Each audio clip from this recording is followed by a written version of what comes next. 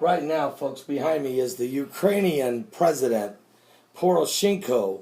He is addressing a joint session of Congress, and he's very adamant. He's been very extremely passionate about the fact that the Ukrainian people want to be free and do not want to be under Russian control. Let's listen.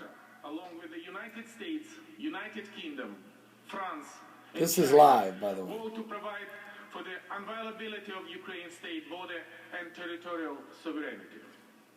In reality, what we got from Russia was annexation and the war that has brought Ukraine to the brink of its survival. The Soviet Union had collapsed too quickly, creating the illusion that this chapter in history was closed and that this story had come to the end. But unfortunately, in mind of the people, it has not ended. The imperialistic mindset is still there. Nostalgia for the Soviet Union and dismissal for the settlement that ended Cold War had been cultivating revisionist instincts. In year 2008, Russian troops occupied Abkhazia and South Ossetia. They now have invaded Ukraine.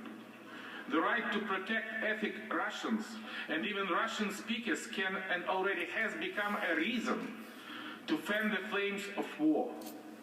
Besides Ukraine, Russian speakers reside now in Moldova, Georgia, Kazakhstan, Baltic states, Poland, even in Germany there's a very big majority.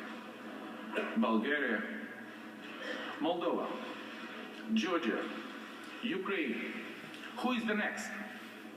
Many things, including the Ukrainian President Petro Poroshenko. Yes, it is Poroshenko. And, you know, as he was speaking there, I just kept thinking, well, how does he deal with everything going on with basically with Russia, with all the things that they've done with the invasion, first of all, of Crimea. Let's face it, Russia invaded Crimea and held a gun to the Crimean people's head and said, do you want to remain in Ukraine or do you want to come be with us? Of course the people went with Russia. Then Russia stirred the pot again, this time using unmarked soldiers, speaking Russian, drinking vodka, and basically trying to fire up the eastern Ukrainian people, who are, quite a few of them do speak Russian language and are from that, have had family ties back and forth over several hundred years.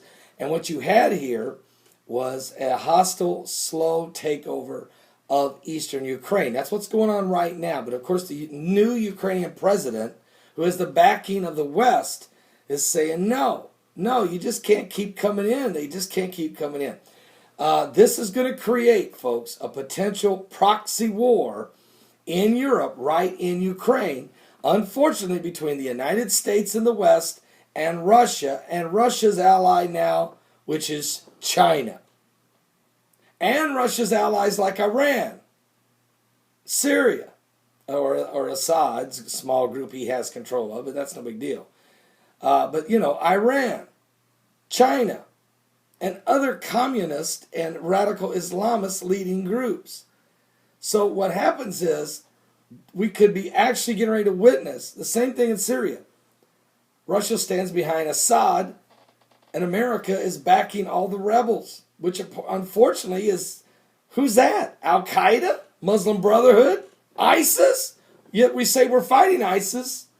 It is becoming a mess. And folks, the world is in trouble. Please give your life to Jesus Christ. The Bible said that we would see nations rise against nations and kingdoms against kingdoms. And we would see famines and pestilence and earthquakes in different places around the world. And we are witnessing it all as we speak. We're going to talk about all of this and more on our live broadcast, as always, from 12 noon to 3 p.m. Eastern. That's 12 noon to 3 p.m. Eastern at my website, www.paulbegleyprophecy.com. Name of the broadcast, of course, is Coming Apocalypse. Please give your life to Jesus.